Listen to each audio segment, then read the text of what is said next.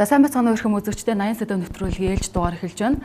За бид дугаар бүртээ үзэгч та бүхний сайн сайхны төлөө нийгэм эдийн засаг, соёл гэгчлэн бүхий салбараас сэдэв хүнддэг. За тэгвэл энэ удаад тодорхой зорилттой хүмүүс зориулж 80 сэдэв нэвтрүүлгээ бэлтгэхийг зорьсон юм. Энэ бол компани удирдах ажилтнууд, за мөн түнчлэн менежерийн түвшний ажил хөдөлмөр эрхэлдэг хүмүүстэй зориулж өнөөдрийн нэвтрүүлгээ бэлтгэхийг зорьж байгаа юм а.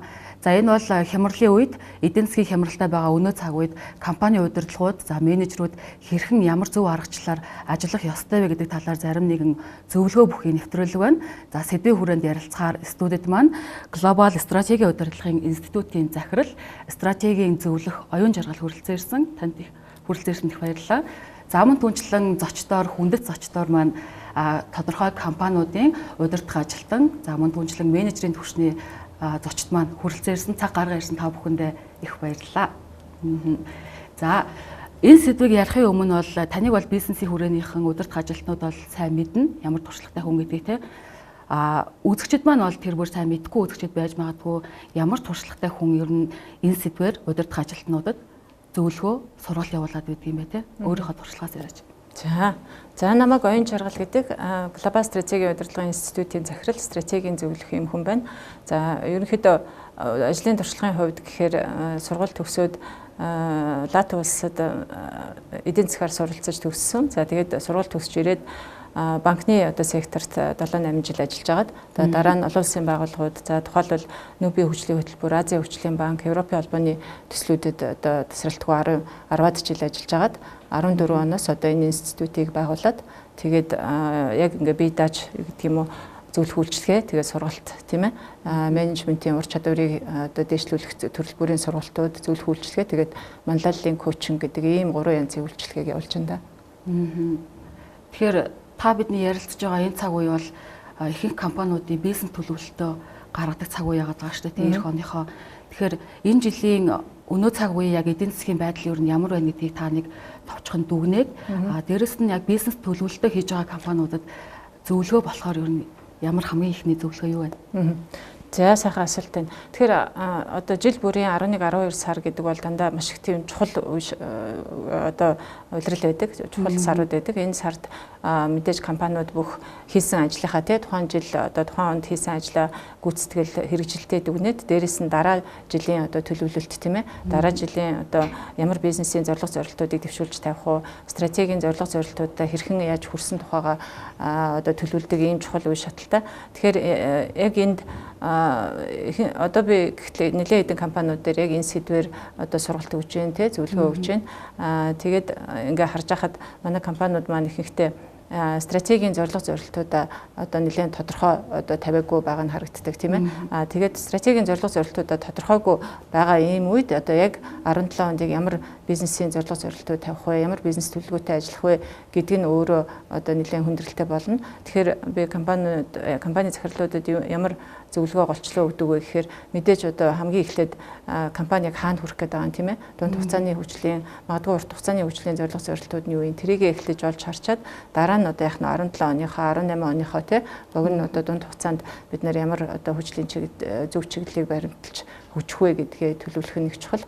Тэгээд яг түрүүний таны асуултанд одоо хариулахад 17 онд ер нь одоо би ч биш тийм ээ манай мундаг эдийн засагчдын үзэж байгаагаар бол бизнесийн орчин, эдийн засгийн орчин бол асар их тийм сайн одоо байхааргүй харагдаж байна. За 18 оноос 19 оноос манай одоо дотоодын нийт бүтээгдэхүүн 4-6% өснө гэж одоо эдийн засгчид таамаглаж байгаа. Тэгэхээр 17 онд бол одоо бизнесийн орчин тий одоо эдийн засгийн орчин асар сайжрахгүй нэ тий. Тэгэхээр ийм үед бид нар одоо өнгөрсөн жил болон тэрний өмнөх жил баримталж байсан хямралын үеийн гэдэг юм уу те эдийн засгийн хүндрэлийн үед стратеги бараг тийм өргөлжлүүлээд баримтлах хэрэгтэй. Тэгээд цаашаа одоо дунд хугацаанд мэдээж одоо өсөлт гарч ирээд эдийн засаг маань нэлээд сайн сэрэг хандлагатай болох юм бол тэр өсөлтөнд бэлтгэх байдлаар одоо хүний нөөц болон санхүүгийн нөөц бусад нөөцүүдэд бэлтгэх нь зүйтэй гэдэг ийм зөвлөгөөг өгж байгаа даа. Хямралын үеийн стратеги гэдэг үг сайн гарлаа л да тийм. Хямралын үеийн стратеги гэж юу юм? Мэдээж тухайн компани үйл ажиллагааны чиглэлээс хамаархал байх л та тийм. Гэхдээ ерөнхийд нь нэг тайлбарлаж өгвөл тийм. За хямралын үеийн стратеги гэдэг маань яг одоо ингээд маш чухлаар яригдж байна л да тийм ээ. За өнгөрсөн жилээс эхлүүлээд би компани захирлуудад энэ талаар их зөвлөгөө зөвлөмжүүдийг өгж исэн. Одоо ч гэсэн одоо өгж байна. Тэгэхээр хямралын үед бол тодорхой хэд хэдэн зарчмуудыг компани баримтлах нь их чухал байдаг. Нэгдүгээр компани яг үндсэн одоо бизнес үндсэн бүтээгдэхүүндээ төвлөрөх нь их чухал гэдэг тийм. Тэгээд эдийн засгийн өсөлтийн үе шигээ одоо компаниуд шинэ бизнес, шинэ салбарт орох нь өөрөө асар их эрсдэлтэй байдаг. Тийм учраас компаниуд одоо ялангуяа энэ одоо үүдийн 5-10 жил одоо ажилласан тийм үү. Нэлээд одоо байр суурь олцсон компаниудын хувьд бол цоошин бизнес, цоошин салбар руу орохоос өмнө бараг одоо 10 дахин бодох хэрэгтэй тийм. Яг энэ цоошин салбар, цоошин бизнес, цоошин бүтээгдэхүүн гарах нь яг одоо энэ цаг үед, энэ хямралын цаг үед хэр зэрэг оновчтой вэ гэдгээ маш сайн судлах хэрэгтэй тий. За тэгээд дээрэс нь бас нэг дараагийн зарчим болохоор үндсэн бизнес, үндсэн бүтээгдэхүүн дээрээ үн цэнийг илүү одоо нэмэгдүүлээ гэдэг ийм стратеги байдаг. Хоёр дахь стратеги нь. Тэгэхээр энэ үн цэнийг нэмэгдүүлээ гэдэг нь үнэ нэмэгдүүл гэсэн үг бол биш тий. Харин эсэргээр яг одоо манай бизнесийнхэн ер нь бүх хэрэглэгч ч гэсэн сайн мэдж байгаа. Эдийн засгийн хямралын үед хүмүүсийн худалдаа авах чадвар мэдээж маш буурсан байж байгаа. Ажилгүйдэл ихсэж байна. За тэгэл ер нь бид нарт ялангуяа хэвлэл мэдээлэл хэрэгслэр байнга л одоо муу мэдээлэл хөвчлээ явж штэ. Тэгэхээр яг ийм үед хүмүүсийн гол хямрал гэдэг чинь өөрөө хүмүүсийн сэтгэл зүйд их байдаг гэж ярьдаг шүү дээ тийм ээ. Тэгэхээр нэгдүгээр сэтгэл зүй тал дээр хямарчаад байна. Дээрэс нь хүмүүсийн худалдаа авах чадвар яг бодит байдал дээр маш муу болчиход байна тийм. Яг ийм үед бид нар одоо яг үндсэн бүтээгдэхүүн, үндсэн бизнес дээр илүү төвлөрөө тэрнийхээ үн цэнийг нэмэгдүүлэх хэрэгтэй. Тэгэхээр үн цэнийг нэмэгдүүлнэ гэдэг маань түрүү хэлсэнчлэн үнэ нэмэгдүүлэх гэсэн үг биш. Харин одоо жишээл өмнө нь бид нар 1000 төгрөгөөр нэг ширхэг юм авч исэн бол одоо тийм 1000 төгрөгөөр та нэг ширхэг юм аваад дараа нь бас одоо ийм боломжтой шүү гэдгийг компаниас одоо өгдөг тийм илүү сайн үйлчлэгээ үзүүлдэг юм уу илүү дараагийн удаа эрэхт нь хөнгөлт үзүүлдэг юм уу те. Тэгэхээр үн цэнэ нэмэгдүүл гэдэг маань ийм утгатай л да. За дараагийн баримтлах бас нэг юу бол яг энэ худалдаа авах чадварт нь тохируулсан тийм одоо шинэ бүтээгдэхүүн юм уу шинжилсэн те инновац хий гэж байгаа. Инновац хий. Тэгэхээр сүүлийн үед мэдээж манай бизнесийнхэн ч маш их сонсож байгаа бас одоо шийдвэр гаргагчид шинэ талаар одоо ярьдаг болсон байна тий. Инновац одоо маш чухал байна гэд. Манай улсын одоо өрсөлдөх чадварын индекс гэж байдаг. Тэр индекс дээр манайхан одоо сүүлийн одоо 10-ад жил энэ өрсөлдөх чадварын индексийг 140 оронтой ингээ харьцуулахад инновацийн тал дээр манайх асар муу байрыг эзэлдэг шүү дээ тий. Тэгэхээр яг энэ инновац гэдэг дээрээ бид нар Монгол улс төдийгүй тийм ээ шийдвэр гаргагч төдийгүй манай бизнесийнхэн маш их анхаарах хэрэгтэй юм л да. Тэгэхээр бид нар ийм мэддэг одоо дэлхийд нэрээд урсгасан амжилттай компаниудыг авч үзэхэд гол амжилтынх нь нууц нь бол инновац байдаг шүү дээ. Тэ? Инновац одоо сайн хийсэн компаниуд өнөөдөр их амжилттай явж байна. Тэгэхээр тодорхой хэмжээгээр би компани одоо өрсөлдөгч компаниудаа юу ч хэлдэг вэ гэхээр туршилт хийх хэрэгтэй, инновац хийх хэрэгтэй тийм ээ. Бас одоо огт байхгүй яг өнөөдрийн статус кво гэж ярьдаг. Яг өнөөдрийнхөө байдлыг л ингээ хадгалаад яг энэ ийм чигээрэл байх юм бол одоо компани амжилттай одоо хөгжүүлэх талаар ярихад асар хэцүү. Өшөө бүр одоо яг хямралын үед бас ингээд survival strategy буюу амьд үлдэх стратеги гэж ярьдаг. Амьд үлдэхэд ч хэцүү болно тийм ээ. Тийм учраас тэр шинэ бүтээгдэхүүн, шинжилсэн бүтээгдэхүүн, инновац одоо яах тал дээр инновац гаргаж хөгжих тал дээр бас их анхаарах хэрэгтэй гэд тэ. За дөрөв дэх нэг стратеги нь юу гэдэг вэ гэхээр network сүлжээгээ сайн тэлээ гэж тэ. Тэгэхээр өнөөдөр ямар ч бизнес, ямар ч одоо хуваарь бизнес эрхлэгч энтерпренeur гэхэд чинь вакуум орчинд ажиллах ямар ч боломжгүй шүү дээ тийм ээ. Ямар ч байсан та бизнесээ хийгээд бүтээгдэхүүн гаргалаа, үйлчлэгээ гаргалаа, тэрийг зах зээлд ингэж хүргэх хэрэгтэй тийм ээ. Тэгэхээр мэдээж вакуум орчинд ямар ч ажиллах боломжгүй. Өмнө нь одоо эдийн засгийн өсөлтийн үед компаниуд маань бүтээгдэхүүн үйлчлэгээ үйлдвэрлээд одоо тэр нь бүгдээрээ борлогддог байсан байж магадгүй. Тэгвэл өнөөдөр бол тийм боломж орчин байхаа болчлоо шүү дээ тийм ээ. Өнөөдөр хүмүүсийн худалдаа авах чадвар маш буурч байна. Та хичнээн мундаг одоо бүтээгдэхүүн үйлдвэрлээд тэрий чинь одоо яг бэлэн авах зах зээлийн тэр төлбөрийн чадвар нь буураад байна тийм. Ийм үед одоо network тэр танилын сүлжээгээд хэлээд тийм ээ. Тэр танилын сүлжээгээрээ дамжуулаад одоо харилцаа ашигтай бизнесийн харилцаануудад орох нь их чухал. За 5 дахь одоо хямралын үед баримтлах стратеги бол нөгөө бэлтгэн нийлүүлэгч, ханган нийлүүлэгч компаниудтайгаа байгуулсан гэрээгээ эргэж хараа гэдэг ийм одоо стратеги байдаг. Ийм аргачлал байдаг. Тэр нь юу гэсэн үг вэ гэхээр өмнө магадгүй эдийн засгийн өсөлтийн үед та ханган нийлүүлэгч, бэлтгэн нийлүүлэгч компаниудтайгаа нэлээд тийм өндөр үнэтэй ч юм уу тий төлбөрийн нөхцөл нь одоо нэлээд хатууч байдаг юм уу иймэрхүү гэрээнүүд байгуулсан байж магадгүй. Тэгвэл одоо яг одоо ийм үед манай бизнесийнхэн бол уже хийгээд эхэлсэн байгаа л да. Бартерын гэрээ хэлцлүүд эсрэг явагдаж байна. Ер нь төлбөрийн нөхцлүүд уян хатан байхгүй болвол одоо яг л одоо 100% юу гэдгийг бэлнээр нь одоо төлөв гэдэг ийм нөхцөл бол бараг байхгүй боллоо шүү дээ тийм ээ. Тэгэхээр хэрвээ та бүтээгдэхүүн үйлчлэгээ юу гэдгийг тэр зорилттой зах зээл дээр авчиж хүргэж зарахыг борлуулахыг хүсэж байвал мэдээж яг нь төлбөрийн нөхцөл дээрээ ч гэсэн эргэж харах шаардлагатай болж байгаа. За түрүүний хэлсэн 5 дахь одоо стратеги болдго юм уу? Тэр нь болохоор компани үр ашигтай тий үр ашигтай ажиллах хэрэгтэй. За энийг бол мэдээж манай компаниуд маш сайн хийж байгаа. За ер нь хямрал сүүлийн 2 жил бол компаниуд нөгөө бүсэж хангалсан байдалтай байж байгаа шүү дээ тий зардлуудаа маш сайн таньж байгаа. Нэг бол манай компаниуд их сайн хийж байгаа гэж би харж байгаа. Гэхдээ бас хэтрүүлж болохгүй тийм ээ. Арилуу юм хэтэрхээр л одоо буруу болно шүү дээ тий. Тэгээд одоо юу гэдгийг үйл ажиллагааныхаа зардлыг таньж ийн гэж хамаг хүмүүсээ халаад л тийм үү бүтцийн өөрчлөлт хийгээд л одоо хитрхи их агшилт явуулаад ингэх юм бол дараа нь одоо эдийн засгийн өсөлтийн үед та нөгөө сургаж бэлтгэсэн ур чадвартай тийм ээ авьяаслаг хүмүүсээ одоо байхгүй болчихно гэсэн үг. Өсөлт болоход одоо танд мэдээж хамгийн чухал юм чинь санхүүгийн нөөцөөс гадна хүний нөөц байж байгаа. Тэгэхээр танд одоо бэлэн ур чадвартай хүний нөөц чинь байхгүй болчлоо гэсэн үг шүү дээ. Тийм учраас мэдээж компаниуд агшилт хийх хэрэгтэй мэдээж үр ашигтай юу гэдгийг зардлаа танах хэрэгтэй. Бүтцийн өөрчлөлт хийхдээ одоо яг тэр үндсэн одоо тэр бизнесээ дэмждэг үндсэн одоо юу гэдгийг бизнесийг чинь авч авдаг тэр гол хүмүүсээ авч үлдэх нь аягүй чухал тийм ээ. За тэгээд хамгийн сүүлийн одоо 7 дахь стратеги бол юу вэ гэхээр энэ дээр компаниуд маань маш тийм бүтээмжтэй ажиллах хэрэгтэй байна тийм ээ. Бүтээмж гэж бид нар маш олон жил ярьж байгаа. Гэхдээ яг би ингээд компаниуд дээр очиод яг зөвлөх үйлчлэгээ хийгээд консалтинг хийгээд явхад за бүтээмжээ яг яаж хэмжиж гин те бүтээмж маань бүтээмжийнхаа талаар танах юу хийж байна гэхээр яг бодиттой одоо хийсэн юм компаниуд дээр аягүй маш хомс байдаг те. Тэгэхээр бид нар бүтээмжээ нэмэгдүүлнэ гэж зөндөө ярьдаг боловч бүтээмжээ яг яаж хэмжиж байгаа юм тийм ээ. Нэг хүнд ногдох тэр орлогын хэмжээ нь ямар байгаа. Нэг одоо яг орлого авчирдаг тэр одоо жишээлбэл борлуулалт хийдэг компанийн хувьд тэгэхээр тэр нэг борлуулагчд оногдох борлуулалтын хэмжээ нь хэдийн тий. За танах жишээлбэл нэг дэлгүүртээ 100 м квадрат дэлгүүртээ байлаа гэж үзэхэд тэр 1 м квадрат талбайд ногдох борлуулалтын хэмжээгээ яаж тооцож байгаа. Энийг эргээгээд бүтээмжтэйгээ яаж холбож байгаа гэдэг асуудал маш хурцаар тавигддаг. Тэгэхээр би энэ үйлчлүүлэгч компанийн захирлуудад юу ч хэлдэг вэ гэхээр эхлээд яг нь бүтээмжээ хэмжээе тийм ээ. Энд чи тоото болж тэрийгэ бүтээмжээ нэмэгдүүлэх талаар ярина шүү дээ. Тэрнээс бүтээмжээ нэмэгдүүлнэ гэж одоо 1000 яриад тийм ээ. Айгу танд одоо хэдэн хувиар нэмэгдээд өнөөдрийн байдал нь ямар байгаа. Тэр нь бусад одоо танай салбарт ажиллаж байгаа тэргүүний компаниудтай харьцуулахад тэрийг бол бенчмаркинг гэж ярьдаг.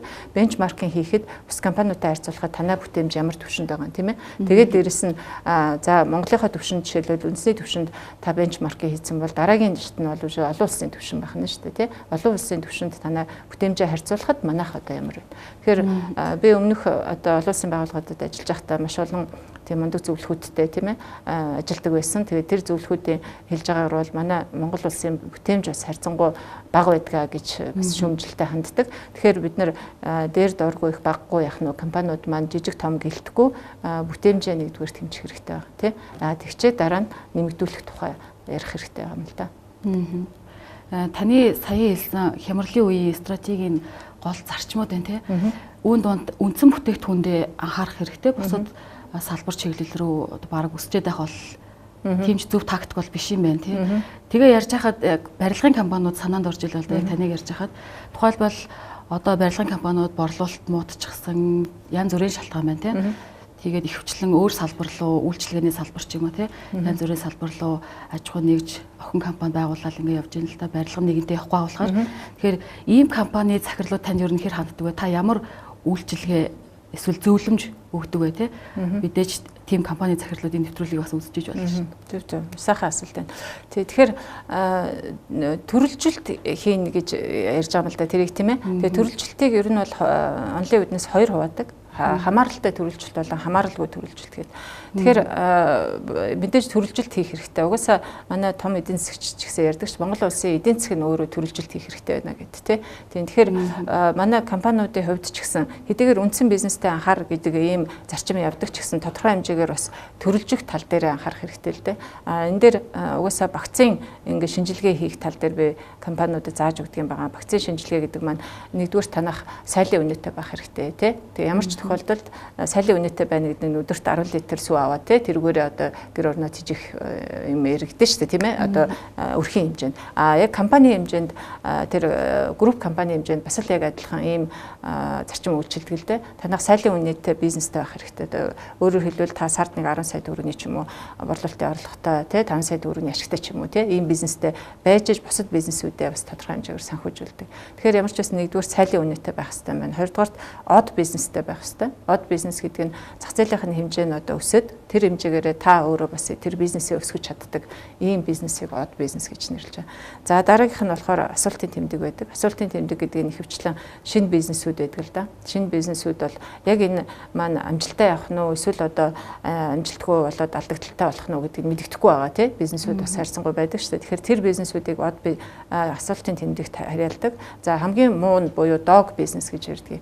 Нохоо бизнес гэсэн үгтэй. Тэгээд энэ нь болохоор мэдээж алдагдaltaй ажиллаж байгаа тийм ээ. Цаашид салбар нь өөрөө өсөх хандлагагүй болсон юм бизнесүүд. Тэгэхээр манай одоо тэр групп компани бүтцтэй компаниуд болохоор яг энэ шинжилгээг хийгээд тийм ээ. За сайлын үнэтэй байх хэрэгтэй юм байна. Од бизнестэй байх хэрэгтэй юм байна. За тэр дог гэдэг тий нохоо гэдэг тэр ангилд хамрагдсан тэр бизнесүүдийг бид нар маш яаралтай арга хэмжээ авах хэрэгтэй юм байна. Тий энэ дог бизнес гэдэг маань нөгөө хэрүү төсвийн байгууллагаар бол одоо ингээл төсвөр санхүүжүүлэл ахна шүү дээ тийм ээ компанид ашигын төлөө ажиллаж байгаа компанид бол одоо тэр дог бизнесийг санхүүжүүлээд авах тийм боломж авахгүй ялангуяа энэ хямралын үед бод тийм ээ тэрийг ингээл алдагдaltaй бизнесийг санхүүжүүлэл яваад авах тийм боломж олцсон ердөөс байхгүй шүү дээ тэгэхээр компани захирлууд бол хэдийгээр одоо юу гэдгийг өсөлт хөгжилт стратеги гэдэг гоё тийм сайхан шийдвэрүүдийг гаргах тийм ажлууд хийдэг боловч нөгөөтэйгүр хэцүү хатуу шийдвэрийг гаргах хэрэгцээ шаардлага бол байдаг тий. Тэгэхээр ялангуяа би нөхдүүдэд юу ч хэлдэг вэ гэхээр энэ дог гэдэг ангилд хамрагдсан энэ бизнесүүдэд маш хурдан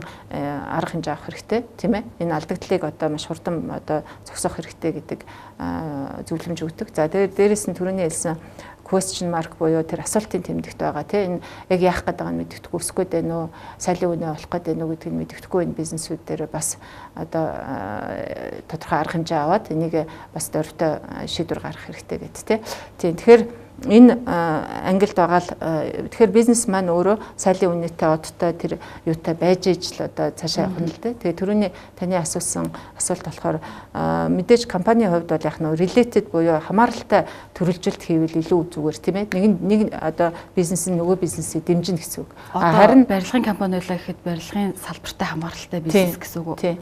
Тэрнээс биш цоошин салбарт бас манайхан ордгол доо ер нь бол ингээл за ийм бизнес ашигтай байна гэдэг сургаар ингээл тий маш их бизнес нэг хэсэг одоо жишээлбэл юу нөгөө юу лээ газ стейшн гэдэг чинь бензин одоо зардаг тий нефтний бүтээгдэхүүн зардаг ийм бизнесүүдэд нэг хэсэг орох жишээ энэ ашигтай байна гэдэг сургаар дараа нь одоо банк санхүүгийн байгууллага хадгалам зээлийн оршин ашигтай байна гэдэг тий сургаар одоо тийшээ бас одоо орох жишээтэй. Тэгэхээр мэдээж аливаа салбарт өөрийн гэсэн нөгөө мэрэгжлийн хандлага байх ёстой шүү дээ тийм ээ. Санхүүгийн салбарт мэдээ санхүүгийн мэрэгжлийн хүмүүс нь ажиллаад тий байж иж одоо тэр санхүүгийн салбар чи өөрөө эрүүл явах болохоос биш тас өөр мэрэгжлийн тий барилга барьжсэн хүн гинт одоо банк санхүүгийн байгууллага ажилуулна гэдэг бол бас л одоо тэр хэдийгээр мэрэгчлээ хүн авах байх л та гэхдээ л тэр удирдлагаар нь хангаж байгаагийн хувьд тэнд бас мэрэгжлийн хандлага нь бол дутуу болдог тийм ээ. Тэгээ маш олон компаниудыг би бас мэднэ. Манай үйлчлүүлэгч компаниуд дотор ч ийм компаниуд байгаа. Тэгээд банк санхүүгийн байгууллагын тэр лиценз авчаа тэрийг ажилуулдаггүй байдаг юм уу тий ажилуулсан ч гэсэн тэр нь их доголдолтой байдаг юм уу ийм жишээнүүд маш олон байгаа. Тэгэхээр шинэ бизнест орж болно гэхдээ тэрийг явуулах тийм хүний нөөц нь байна уу санхүүгийн нөөц бусад нөөцүүд нь байна уу гэдгээ маш сайн бодож үзэх хэрэгтэй л гэж хэлмээр байгаа. Тэгээд түрүүний хэлсэн төрөлжилт гэдэг маань өөрөө нөгөө синергийн эффект гэж явдгийг. Нэг дээр нэмэх нэг тэнцүү 3 гэдэг эффектэлтэй. Тэгээд та өөрөө тусдаа бизнес явуулж яснаас хамтдаа бизнес явуулвал тэр нь илүү тийм ээ өндөр үр ашиг авчрах бизнесийг синергийн бизнес гэж ярьдаг хгүй, синергийн эффекттэй гэж ярьдаг. Хэрвээ таны төрөлжилт хийж байгаа тэр бизнес чинь одоогийн бизнест одоо тэр синергийн эффект авчирж гэнэ үгүй юу гэдгийг бас харах хэрэгтэй юм шүү дээ. Авчрахгүй байвал тэрийг заавалчгүй яг одоо эрхлэх хэрэгтэй юу гэдгийг бас л бодож үзэх хэрэгтэй байна л да. Хоёлоо одоо хүний нөөцийн талаар хэсэг яриа л да тий.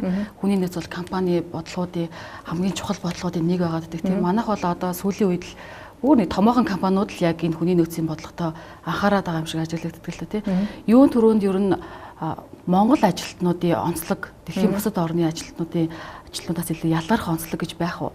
Тэр онцлогт нь тулгуурласан нэг харилцааны арга тий удирдахч хүн бол ажилтнуудтайгаа харилцаа их чухал байгаа шүү дээ. Тэр нь бусад орноос өөр байх уу? За ястаа сайхан асуулт байна тий. Хүний нөөцийн удирдлага гэдэг зүйлийг сүүлийн 10 жилийн ер нь ярьж байна. Бас одоо жишээл 10 жилийн өмнө би компаниуд дээр бас одоо хүний нөөцийн удирдлага чиглэлээр одоо доктор профессор Мундаг Цэцэгмаа гэдэг багш байдаг. Тэр багштайгаа бид хоёр хамтарч ажиллаад компаниуд дээр бас сургалт зөвлөх үйлчилгээ явуулдаг байсан. Тэр үедээ харьцуулахад бол одоо бас их өөр төвшөнд очисон гэж хэлмээр байгаа. Тэгэхээр хүний нөөцийн менежерүүдийн бас үн цэн нь өссөн тийм ээ. Нэг үе бодвол манай компаниуд хүний нөөцийн менежмент маш чухал гэдгийг ойлгодог болсон. Тэгээ хүний нөөцийн мэрэгжлийн одоо менежерүүд нь бий болцсон тийм ээ. Маш олон компаниуд дээр тийм ээ. Түрүүний хэлсэн одоо таны хэлсэн юутай би бол яг 100% санал нийлэхгүй байна. Зөвхөн том компаниуд биш одоо миний ажилдаг бас тэр би бол илүү дунд хэмжээний компаниудтай ажилдаг. Дунд хэмжээний компаниуд дээр бол хүний нөөцийн менежментийг маш сайн ойлгоод хүний нөөцийн мэрэгжлийн менежерүүд аваад ингээд ер нь нэлээд сайн болж байгаа шүү. Энэ тал дээр бол манай улс маш их тийм ахиц дэвшил гарсан. Тэгээ энэ тал дээр маш их тийм олон мэрэгжлийн байгууллагууд ч бий болсон тийм. Хүний нөөцийн институт гэж байна, хүний нөөцийн академи гэж байна, хүний нөөцийн мэрэгжсэн менежерүүдийн холбоо гэж байна тийм ээ. Бид нар маань одоо их сайн бусад мэрэгжлийн холбоодыг бол маш сайн явуулдаг гэж бий байдаг үйл ажиллагаагаа. Тэгээ тэр хэрээрээ бас манай хүний нөөцийн менежерүүд нь бас яг нь мэрэгших тал дээр их юу авдаг юм болов уу гэж боддгийг. Их мэдлэг чадвараа бас хуваалцдаг юм болов уу гэж боддог.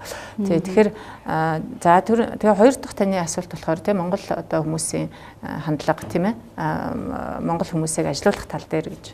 За энэ тал дээр би сүүлийн одоо ялангуяа консалтинг өгч эхэлснээс хойш 2002 оноос хойш 14-5 жилийн хугацаанд яг л энэ тал дээр л одоо бас албан бус судалгаа хийгээл явж байна л да. Тэгэхээр монголчууд маань бас их өөрийн гэсэн онцлогтой ард түмэн шүү дээ тийм ээ. Би нэг хэдэн жилийн өмнө Армянд ажиллаар явж ирсэн. Тэгээ яг тэрэндээ их төстэй болохоор би жишээ ярьж байна. Армянд явж ирсэн чинь маш олон хүмүүс ингээл гудамжинд ингээд өдрийн цагаар зүгээр ингээд зогсож байдаг. Тэгэхэд би яг тухайн үед бид нарыг ингээд хүлээж авч ирсэн байгууллагын нөхдүүдээс асуухгүй. Танад одоо гудамжаар нь маш олон хүмүүс ингээл тэ өдрийн цагаар зүгээр зогсож явах юм аа. Бид нар одоо ямар учиртай ажилгүй мó тийм ээ. Ажил эрхэл тэр зэрэг байдаг юм бэ? Танаас гэдгийг асуусан чинь манайх ч одоо ингээд өглөө болгон 3 сая Наполеон сэрдэг газар штэ гэж байгаа байхгүй. Тийм тэгээд тэр нь надад их ойр туссан. Тэгээ за манайх ч ялгаагүй те өглөө болгон 3 сая Чингис хаан төрдөг газар сэрдэг газар та гэж бас бодож байлаа. Тийм тэгэхээр монгол хүмүүс ч өөрсдөө их тийм бардам зантай те тэгээд монголчуудыг бол ингэж ташуурдаж загнаж тийм ээ чичилж одоо ажиллуулж өрн болдгоо тийм ээ угаасаа ноён зантай улсууд чинь тийм хаан зантай улсууд гэж хамаагүй тэгээ чичил загнаж ташуурдаж болохгүй шүү дээ тийм бусад одоо улсууд шиг тийм тэгэхээр яг компаниудын менежмент удирдлага тэр лидершип нь хэр зэрэг байгаагаас тухайн компани хүний нөөц нь хөгжиж гэнэ үү хэр зэрэг ур чадвартай хүний нөөц тэнд байна вэ гэдгийг нь шууд харагддаг л да. За компани хүний нөөцийн ур чадвар нь их компани ер нь оролт гаралтын коэффициентийг л харахад бол ойлгомжтой байдаг тийм ээ. Хэдэн хүн одоо жишээлбэл 2016 хүн тухайн компанид хэдэн хүн шинээр ороод хэдэн хүн ажлаас гарваа гэдэг ийм ганц тоог л харахад ер нь энэ компани менежмент ер нь хэр зэрэг вэ гэдгийг нь баг харагддаг тий. Тэгэхээр тэр тооноос харж байгаа юм л та. Тэгээд компани өөрийнхөө хүний нөөцөө одоо маш тийм хүний нөөцийг бол ширгэшгүй хүний нөөц гэж ярьдаг шүү дээ. Ер нь тий хүнээл сайн хөгжүүлээд ах юм бол энэ бол бусад нөөцүүд шиг тий санхүүгийн юм уу технологийн нөөцүүд шиг хуучирдгүү, эвдэрдгүү, гэмтдгүү тийм ээ. Ингээд хамгийн ширгэшгүй хүний нөөц. Тэгэхээр хүний нөөцөө хэр зэрэг одоо хөгжүүлж байна. Эндээ хэр зэрэг хөрөнгө оруулалт хийж байна тийм ээ. Тэгээ эргээгээд энэ хүмүүсээс хөрөнгө оруулалт хийсэн бол бас нөгөө хөрөнгө оруулалт маань өгөөж өгөх ёстой шүү дээ тийм ээ. Өгөөж энэ хэр зэрэг хэмжиж байна. Тэгээд хүмүүсээ одоо хэр зэрэг одоо удирдах гэж манлайлалаа үзүүлж байна гэдгээс нь л болж байгаа юм л тий. Тэгээд сайн одоо лидершиптэй, сайн удирдлагатай компанид хүмүүс нь тэр хэмжээгээрээ өсөөд тэгээд тэр компанид урт удаан ажиллахыг хүсдэг. Харин одоо яг нь түрүүний хэлсэн шиг одоо юу гэдгийг ташуурдаад л тийм үү чичлээд л одоо ч юм уу гэдэг юм өдөр болгон хилээд л ингээл ах юм бол монголчууд бол тий ямар ч одоо төвшөнд ажилласан тэнд компанид одоо нэг их удаан байгаад байхгүй. Тэгэл одоо дараагийн ажил дараагийн юм гэж боддог тийм ээ. Тэгэхээр манай удирдагчдын өөрсдийнх нь ур чадвар тийм. Тэгэл хүмүүсээ хэр зэрэг хөгжүүлж гин юу кэр хийж гин гэдгээс л болж байгаа юм да. Би яг ийм хариулт хүсээд асуусан юм байна. Эсвэргээрээ удирдагчдын онцлог тийм Монгол удирдагчдын онцлог. Удирдагч ч гэсэн монгол хүн юм чинь бас л нөгөө өглөө болгон сэрдэг Чингис байгаа шүү дээ тийм. Тэгэхээр Монгол удирдагчдын онцлог тэгээ сул тал нь юу гэдэг юм бол анхаарах нийтлэг. За манайд ч одоо нэг шилжилтийн эдийн засаг одоо энэ зах зээлийн эдийн засаг хөгжөөд 25 6 жил болж штэ тий. Тэгэхээр анхны одоо удирдагчд маань ер нь бол удирдагчдыг хэд ангилж болох байх гэж би бодод байгаа. За эхний одоо удирдагчд маань 90-ад оны ихээр одоо тэр компани байгуулсан тий. 90-ад онд компани байгуулсан удирдагчд маань ихэнхдээ социализмын үеийн боловсралтай, социализмын үед одоо төлөвшсөн тийм ээ. Социализмын үеийн одоо диктатур тэр одоо юу гэдгийг тэр менежментийн удирдлагын тэр юуг өөртөө шингээсэн нөхдүүд байгаа шүү дээ тийм ээ. За тэр хүмүүс маань одоо бол тийм захирлууч гэсэн надад ханддаг л да. Тэгээ тэр захирлуудын хувьд одоо дараагийн үеэ бэлдэх асуудал яригдж байгаа байхгүй.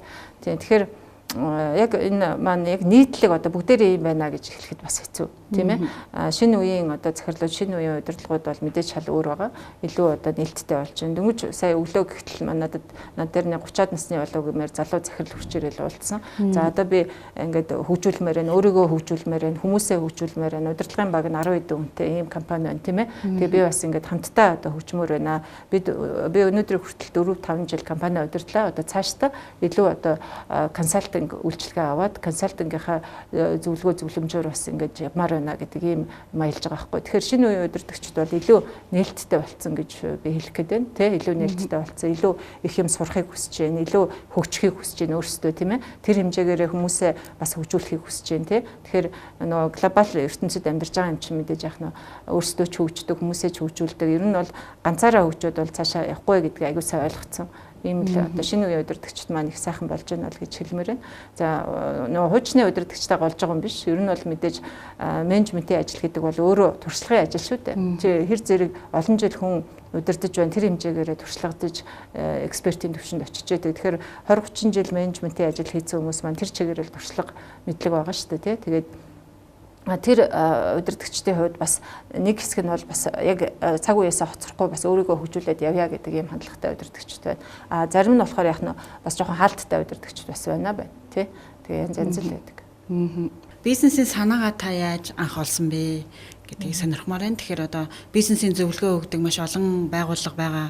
Тэгэхээр тэднээс ялгарах одоо танаа бас давуу тал онцлог юу байна гэдгийг дээр нь одоо компани одоо хөгжөхөд ер нь урт хугацааны болон доод хугацааны хөгжлөө тодорхойлоход та түрүү ярьсан эрхэм зорилго, үнд зүйлс, алсын хараа гэдэг маш чухлаа. Тэрийгэ тодорхойлох хэрэгтэй гэдгээ гээд тэгэхээр та энэ эрхэм зорилго, алсын харааг тодорхойлоход одоо анхаарах зүйл юу байд юм бэ? Танай байгууллагын эрхэм зорилго алсын хараа юу вэ гэж сонирхъя. За их сайхан асуулт байна. За энэ зөвлөх үйлчилгээ, энэ коучинг, энэ сургалтын үйлчилгээг явуулах санаа маань ер нь бол дотроо их олон жил бодож явсан. Тэгээ энэ чиглэлээр түрүү хэлсэн 2002 оноос хойш ажиллаж байгаа гэд тий. Тэгтээ яг ингэ бие дааж ажиллаагүй дандаа олон улсын байгууллагын төслийг хэрэгжүүлэх ажлыг одоо үндэсний координатор гэдэг ажлуудыг хийгээд явж байсан. За тэгээд яг тодорхой одоо шатанд хүрэхээр хүний нөгөө бүх юу нь яадаг юм бэлээ л дээ.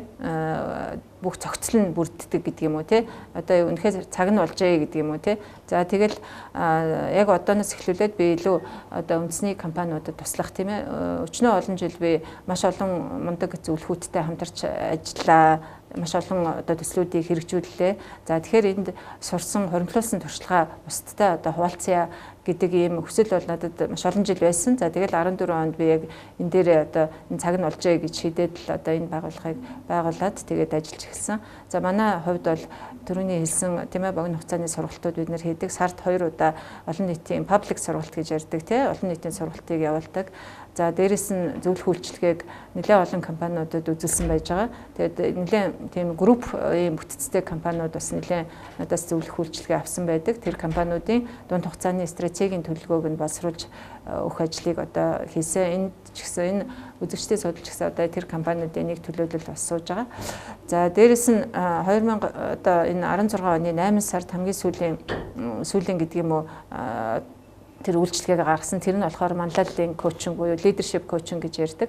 За энийг одоо зах зээл хөгжсөн өндөр хөгжсөн орнуудад 80-90-ад оноос уже хөгжөөд эхэлсэн тийм ээ. Тэгээд тэрэн дээр яг яадаг вэ гэхээр захирлуудыг бэлддэг тийм ээ.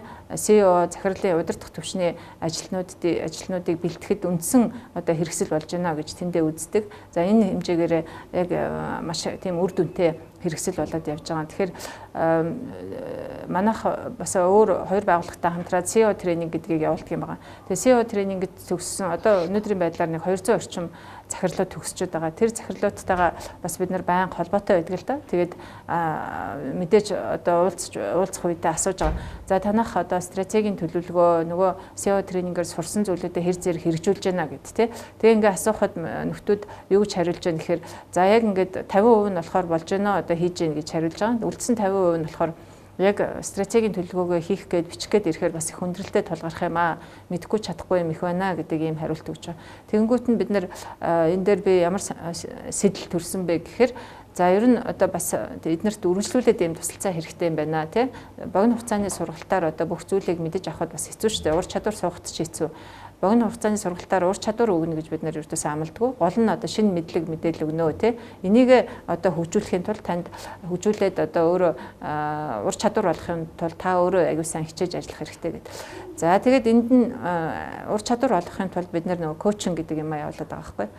За ийм байгаа. За тэгээд түрүүний хоёр дахь асуулт болохоор компаниудад энэ улсын хараа эрхэм зорилго гэдэг зүйлийг тий тодорхойлоход нь хэр зэрэг тусалдаг вэ гэж. За энэ бол манай яг үндсэн ажлуудын нэг тийм ээ. Компаниуд богино хугацааны сургалтаар энэ талаарх мэдлэгээ олж авдаг. Гэхдээ түрүүн хэлсэнчлэн бас зарим компаниуд нь яг бие даагаад боловсруулахад бас л хүндрэлтэй тулгарч байгаа юм тий. За их компаниуд бас нэг үе бодвол за танах эрхэм зорилготой юу, алсын хараатай юу гэж асуухад за манай тодорхойлсон юм байдгаа. Бид нар одоо яг 5 жилийн өмнө 10 жилийн өмнө тодорхойлсон байдгаа гэж хариулж байгаа. Тэгээ яг ингээд очиод тэрийн нарийн одоо шинжилгээ хийгээд үзэхээр яг өнөөгийн цаг үе тохирж гэнэ үү, тэр компанийн нь өөрийнх нь эзний юм уу удирдагчийн тийм ээ одоо том захирлын толгоонд нь байгаа юм нь яг тэр томьёологдоод буусна уу гэдэгтээ харьцуулаад үзэхээр нэлээд ялгаатай зөрүүтэй байдаг тийм. Тэгэхээр тэр компани алсын хараа эрхэм зорилго үнэт зүйлс гэдэг юм ин яг томьёолоод буулгахад нь манайх бас тусалдаг. Яг энэ дээр нь бол яг семинар хийгээд тийм воркшоп хийгээд яг хүмүүсийн сайн ажилуулад тийм ээ ингээд тусалдаг. Тэгээ компаниуд болохоор зарим нь одоо манай юмыг хийгээд өгөөч гэдэг ийм хүсэл тавьдаг л да. Жишээл манай эрхэм зорилгыг боловсруулад өгөөч гэдэг юм уу. Тэгэхээр би энэ хүсэлтийг бол тэр болгон хүлээж авдаг. Учир нь одоо алсын хараа эрхэм зорилго үн зүйлс гэдэг бол яг компани ажилтнууд ялангуяа тэр түлхүүр ажилтнууд удирдах ажилтнуудаас өөрсдөөс нь гарах хэрэгтэй байхгүй. Тэрнээс биш хэн нэгэн оюун жаргал гэдэг зөвлөх очиод тэр компани өмнөөс алсын хараагийн тодорхойлж өгөх нь бол одоо их оновчгүй зүйл байдаг. Тэгэхээр яг алсын хараа эрхэм зорилгыг тодорхойлоход ийм юм анхаарах хэрэгтэй гэдэг юм технологи гэж хэлдэг л дээ би тий технологийн зааж өгч байгаа тий арга аргачлалын зааж өгч байгаа. Тэгээд яг тэр арга аргачлалын дагуу компаниуд тэрийг томьёолоход нь би бас тусалж өгдөг тий ийм ажлыг бас хийгээд явдаг. Тэгээ компаниуд энэ тал дээр бас манайхаас нэлээд яг ингээд тусалцаа авдаг болсноос хойш өнгөрсөн 7 хоногт гэхэд манайх одоо тийм орон сууц ашиглалтын компани эрхэм зорилго алсын харааг томьёолж өгөхөд тусалсан. Тэгээд компаниуд намайг очиход бол бид нар эхний хувилбараа гаргачлаа гэж байгаа байхгүй. За тэгээд тэрэн дээр нь яг та нар энийг ингээд төсөөлж яг ингэж төсөөлж байгаа юу гэд асуухаар Гэхдээ бид нар арай өөр юм төсөөлөд байгаа маа гэж байгаа юм тий. Тэгээд яг төсөөлж байгаа юм тэгж буулгах энэ явц нь өөрөө бас жоохон төвөгтэй байдаг бололтой тий. Нөгөө мэрэгжлийн бас хүмүүст тэгэхээр тэр тал дээр нь л илүү мэрэгжлийн тусалцаа үзүүлж байгаа гэсэн үг л дээ.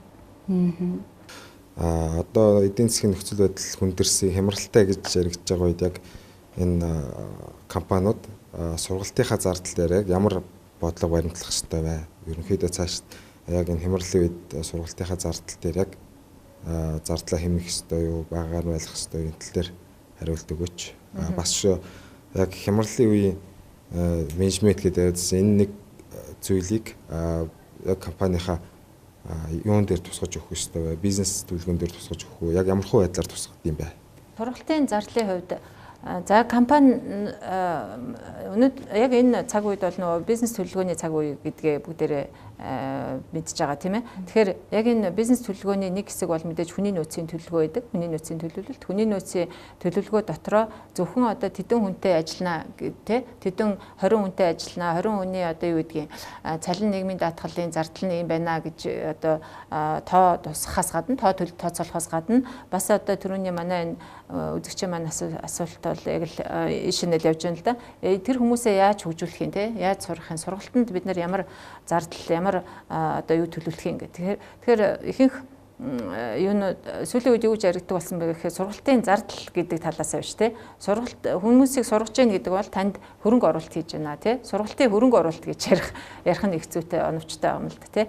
Тэгэхээр таныг сургасны төлөө энэ бол зардал болоод гарахтаа биш, танд оруулж байгаа хөрөнгө оруулалтаа гэж ойлгож тэр зардал мөнгөө төсөөлүүлэх тийм эерэг болох бах нэг талаасаа нөгөө талаасаа мэдээж зарим компаниудын юу төсвийг харж байхад за энэ хямралын үе болж байгаа юм чинь хамгийн түрүүнд сургалт зөвлөх үйлчилгээнийхээ зардлыг тий нөгөө маркетингийн зардлаа одоо хаснаа гэдэг ийм шийдвэрүүд гарч байгаа байхгүй. Тэгэхээр энэ удирдлагын шийдвэр бол бас нэлээд ийм учир дутагдaltaй гэж миний хувьд үздэг тийм ээ. Тэгэхээр яг л энэ хямралын үед харин эсэргээр хүмүүсээ одоо яаж хөгжүүлээд энэ хямралыг их амжилттай туулах вэ гэдэг тал дээр одоо хөрөнгө оруулалт хийх хэрэгтэй байхгүй. Тэ сургалтын зардлаа танах хасах биш харин наоборот тэ эсэргээр одоо энэ дээр яаж нэмэгдүүлэх боломжтой вэ гэдгийг харах нь аягүй чухал тэ. Тэгээд нөгөө талаас бас маркетингийн зардлаас л яг адилхан.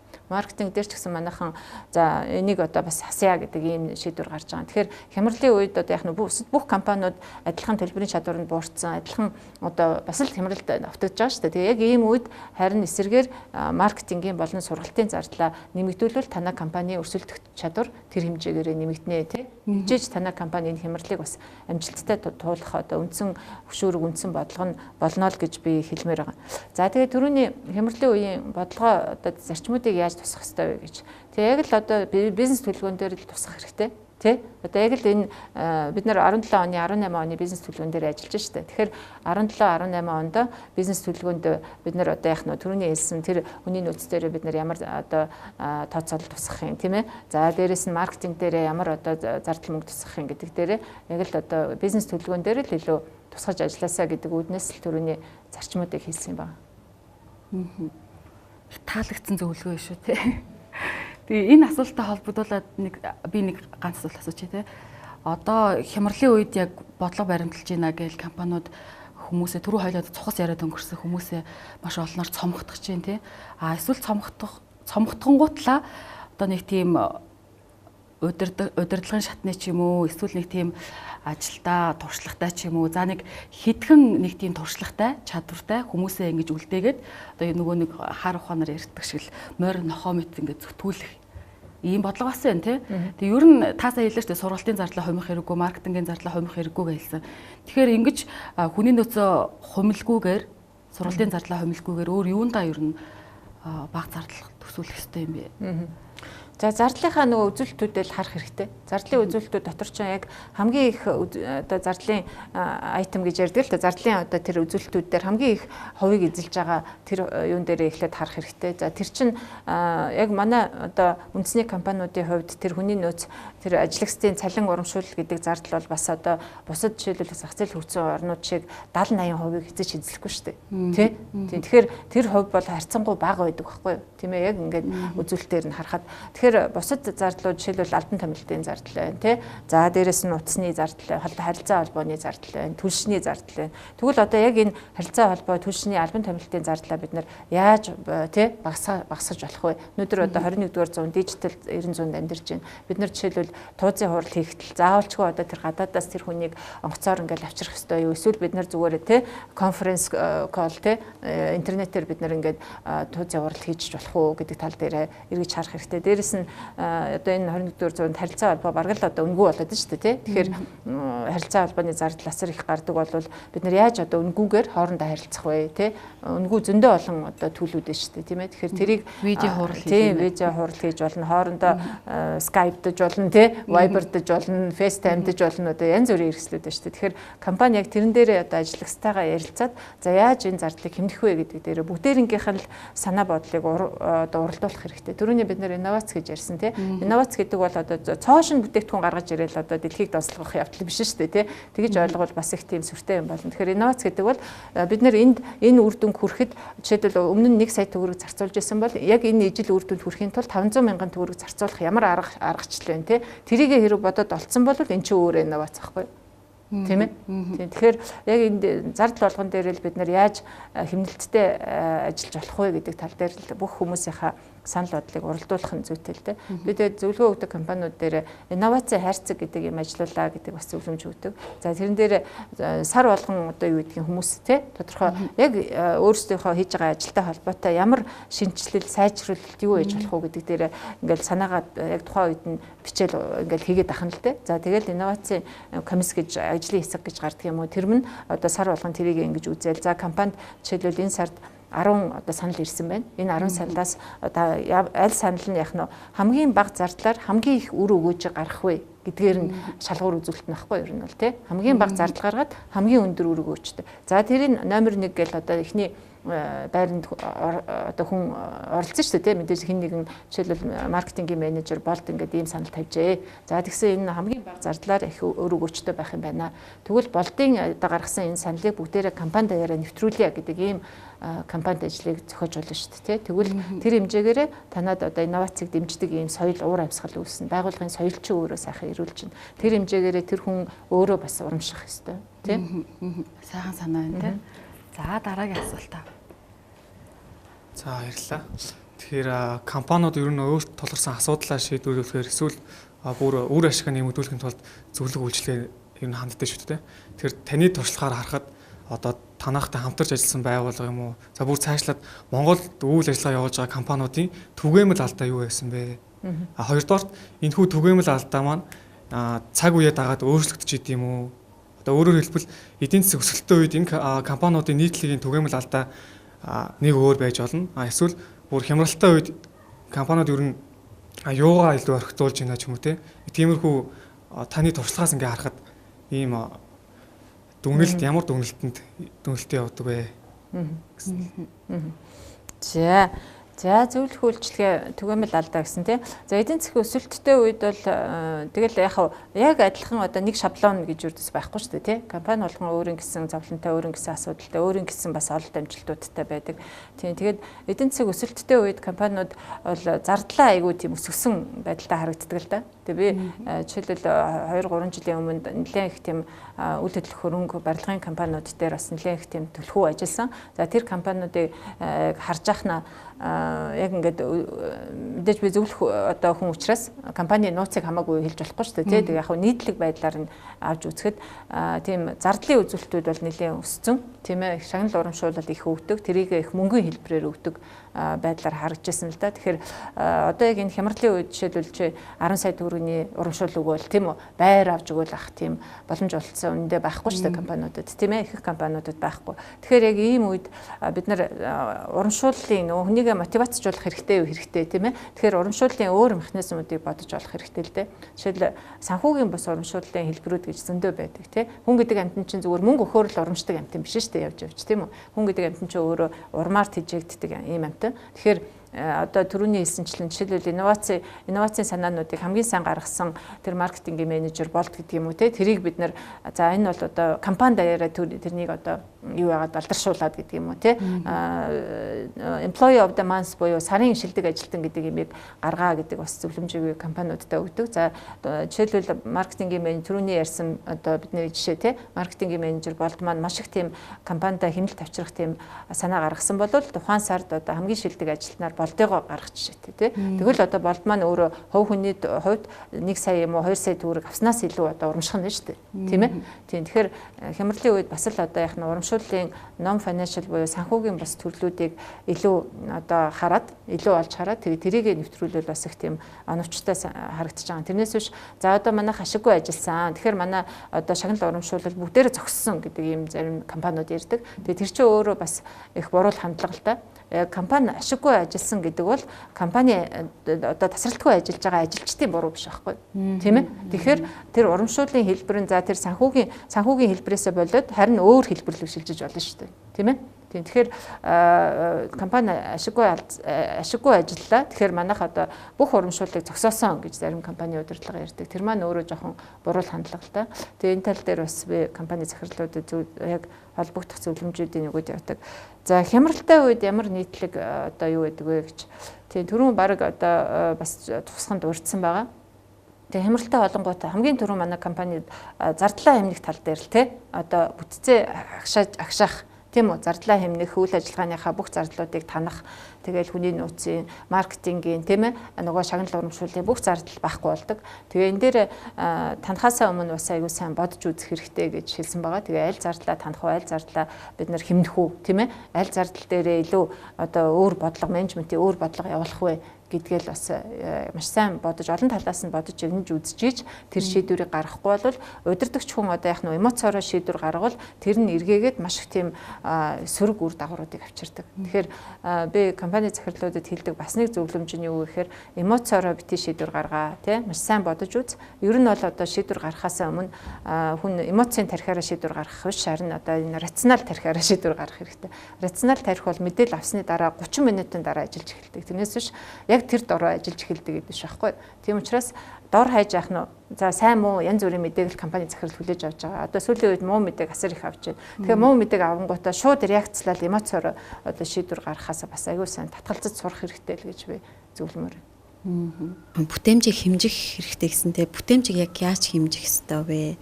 Тэ одоо хүний нөөцийн бүтээмж одоо бүтээгдэхүүн үйлчилгээний тал дээр одоо бүтээмжүүдээ яаж хэмжих ёстой вэ? Тэрийг яаж уялдуулж өгөх ёстой вэ? Тэгэхээр бүтээмжийг хэмжих тухайд бол салбар өөр ингэсэн онцлогтой тийм ээ. Түрүүн би худалдааны компани жишээ ярьсан шүү дээ тийм ээ. Худалдааны нэг нийтлэг одоо компаниуд нийтлэгээр одоо нэг бүтээмжийг хэмжих бас аргачлалын үед өгөхээр нийт борлуулалтаа тийм ээ нийт ажлагчдынхаа тоонд хувааж болдог.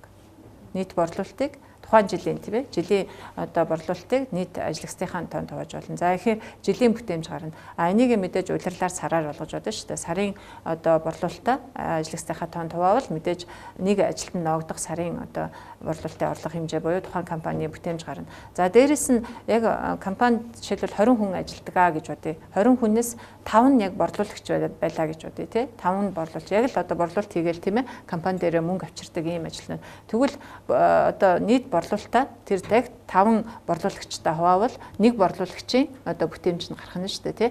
Тэгэхээр яг янз янзаар хэмжин за тэрүүний бусад үйлчилгээний байгууллагууд ч гэсэн бас одоо жишээ нь үйлчилгээний байгууллагууд нэг хүнд үйлчилж байгаа ажилтныхаа тоогоор жишээлбэл үйлчлэгч жишээтэй. За би өмнө нь одоо бичил санхүүгийн байгууллагад ажиллаж байсан. Санхүүгийн одоо компанид ажиллаж байсан. За тэгэхэд бол яадаг вэ гэхээр нэг зээлийн мэргэжилтэнд оногдох зээлдэгчийн тоогоор тий зээлдэгчийн тоогоор хэмжих жишээтэй. Тэгэхээр яг салбар өөр гэсэн онцлогтой. Тэгээд яг тэр онцлогоороо хэмжиндээ тий. Тэгэхээр танаас салбар ямар салбар вэ? Яаж бид нэр бүтээмжээ хэмжиж болох вэ гэдэг дээр л яах нь вэ? За тэгээ бас яг энэ бүтээмж бол үнэхээр одоо их тулгамдсан асуудал гэж үзэж байгаа. Тэгээ саяхан өнгөрсөн 7 хоногт би жишээл яг нэг компани захиралд энэ тал дээр зөвлөгөө өгсөн. Тэгээ бүтээмжийг мэдээж яг тэр орлого авчирдаг нөхдүүдээр хэмжихэд бол харьцангуй боломжтой, тэрийг хэмжих боломжтой. Харин нөгөө талаар офисны ажилтнуудын хувьд нөгөө бүтээмжийг хэмжихэд бас жоохон төвөгтэй байдаг л да. Тэгэхээр офисын ажилтнуудын хувьд ч гэсэн энэ бүтээмжийг хэмжих тал дээр нь яаж хэмжиж болох вэ гэдэг ажлын байр тус бүр дээр нь одоо шинжилгээ хийгээд ажлын байрны шинжилгээ гэж ярьдаг шүү дээ, тийм ээ. Ажлын байрны шинжилгээ хийгээд тэгээд тэрэн дээр нь яг одоо жишээл хүний нөөцийн менежерийн бүтээмжийг яаж хэмжих үү, те санхүүгийн менежерийн бүтээмжийг яаж хэмжих үү гэдэг тал дээр бас яг ажлын байр тус бүр дээр нь авч үзүүлэх зүгээр байдаг л да. Манай оролцогчд маань тус тусын салбарынхаа өрөөнд бас асууж байна л да, тий. Тэгэхээр би бас өөрийнхөө ажиллаж байгаа салбарын хүрээнд нэг асуулт асуучмаар санагдаад байна. Одоо тухайлбал Монгол улсын хэмжээнд хамгийн багадаа 98 телевиз үйл ажиллагаа явуулж ийн гэсэн статистик байгаа юм л да. Энэ 98 телевизийн рейтингээр нь ингээд жагсаагаад үзэхлээр нэгдүгээр байранд ер нь ихэвчлэн бараг тогтмол Dreambox орж ийн. Нөгөө хүүхдийн киноны. Тэгээ дараагийн бараг 4-5 байр нь Солонгос киноны ихээр гаргадаг сувгууд орж ийн тий. Тэгэхээр яг энэ угаасаа л олон нийтийн хүсэж байгаа, их үзэж байгаа юм л ерөөсөө энэ болчиход байна л да. За тэглээгээд ер нь үйл ажиллагааны ингээд тогтворчихсан тий. Одоо тухайлбал манай телевиз бол миний нэг бахархдаг юм бол за хүмүүс Солонгос кино үзэж ин та нар Солонгос кино гарга гэдэг удирдлагын заавар байхгүй. За эсвэл аль нэг улс төрчийг хараат бус те зөвхөн одоо яг олон нийтийг соён гэгэрүүлэх телевизийн урлагийнхаа үүргийг ингээд гүйцэтгэж явахад их дэм үзүүлэлтэд нь би бол их баярлалдаг. Энэ тал дээр ер нь таны бодол ямар байдг вэ? Хүмүүсийн дийлэнх үзэж байгаа Солонгос киног гаргах ёстой юм уу? Эсвэл яг тухайн телевиз өөрийнхөө баримталж байгаа бодлогоороо үргэлжлүүлээд явах ёстой юм уу? За сайхан асуулт байна.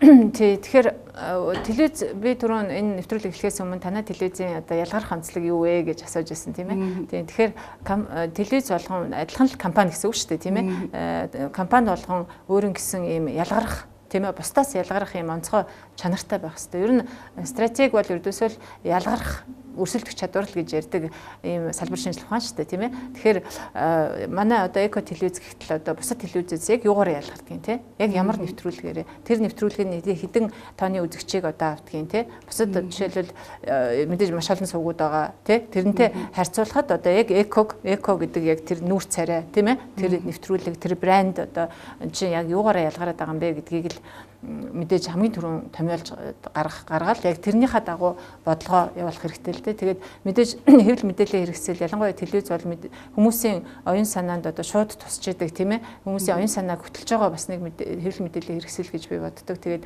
яг энэ дээр монголчуудын оюун санааг хаашаа хөтлөх ёстой юм бэ гэдэг асуултаас эхлэх ёстой юм болов уу? Тэгжээж бид нар яг энд монголчуудын оюун санааг ийшээ хөтлөж байгаа юм бол би энд нь одоо тэр л нөгөө бусад телевизийн хийгээд байгаа тэр Солонгос кино үзүүлээд ах юм уу эсвэл тэр монгол хүн гэдэг identity тийм үү тэрийг гаргахын тулд би манай телевиз одоо өөр тийм ээ бусдаас өөр өвөрмөц онцлог бүхий нэвтрүүлгүүд тий тэр монголчуудын энэ оюун санааг нь хөгжүүлэх үс тийм нэвтрүүлгүүд явуулах хэрэгтэй мó гэж тий тэгээ монголчууд бид нар чинь өөрсдөө маш IQ өндөртэй хурц ухаантай мундаг хүмүүс гэдгээрээ бахархдаг штэ. Гэтэл яг одоо маш олон ийм нэвтрүү юу гэдгийг тэмцээнүүдээр одоо тэр олон улсын математикийн олимпиад гэж шатрын олимпиад за тэр хурдан боддог энэ төр гээл те маш олон юм дээр монгол хүүхдүүд одоо ингээл эхний байруудыг эзлээл явж байгаа байхгүй. Тэ яа харахгүй одоо монголчуудын IQ бол өндөр тийм ээ одоо бид нар чинь их тусгай хүмүүс гэдгээр өөрсдөө их бахархдаг ш. Тэгвэл яг энийг нь яг энэ потенциалыг бид нар яг яаж ашиглах хэрэгтэй юм бэ?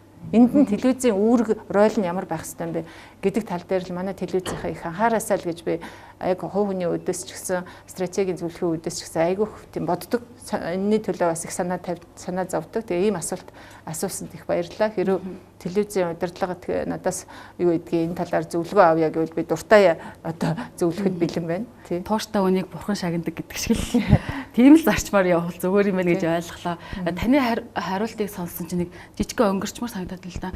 Одоо тухайлбал бүх телевиз мэдээний албатай мэдээний хөтөлбөртэй байдаг те. Манай эко телевизийн хувьд бол сэдв гэдэг мэдээллийн хөтөлбөртэй өдөр болгоны үйл явдалд явдаггүй. Нэг өдөр нэг сэдв сонгож аваад тэр сэдвийнхаа хүрээнд одоо яг мэдээллийнхаа бүх гадаад туршлага нь юу байна те дотор талаасаа ингээд талаас нь мэдээ сурвалжлага бэлтгэлдэг л те. Энэ зөв стратеги мөн үү? Товчхон хариулъя. Тэгэл хэрв та нар энэ чинь өөрөө бусдаас ялгарх онцлогтой. Нэгдүгээр тэрий чинь одоо хүмүүс үзээд тэндээс одоо оюун санааныхаа үн цэнийг өсгөж чадчихвэл энэ мөн. За танд хүрэлцэн ирж маш сонирхолтой ярилцлага өрнүүлсэнд их баярлалаа. Оролцогчдоо бас маш их баярлалаа. Тэгээд миний хувьд өнөөдрийн нэвтрүүлэг маань маш үн цэнтэй боллоо гэж үзэж байна. Ялангуяа удирдах албан тушаал харж байгаа хүмүүс маань эдийн засгийн хүндрэлтэй байгаа энэ цаг үед бол маш үнэтэй зөвлөгөө боллоо гэж үзэж байна. Дээрээс нь таны сургалтанд тодорхой цаг заваа зарцуулаад бас мэдээж төлбөртэй те төлбөрөө зарцуулаад суухын оронд цагаа хэмжлээ, мөнгөө хэмжлээ. Тэгээ маш сайхан зөвлөгөөнүүдийг оролцогчдын маань асуултын ачаар үзэгчд маань хүлээж авч чадсан гэж найдаж байна. Та бүхэндээ баярлалаа. Баярлалаа үзэгчдээ баяртай. За, студид оролцсон баярлалаа. Зочдтой бас баярлалаа.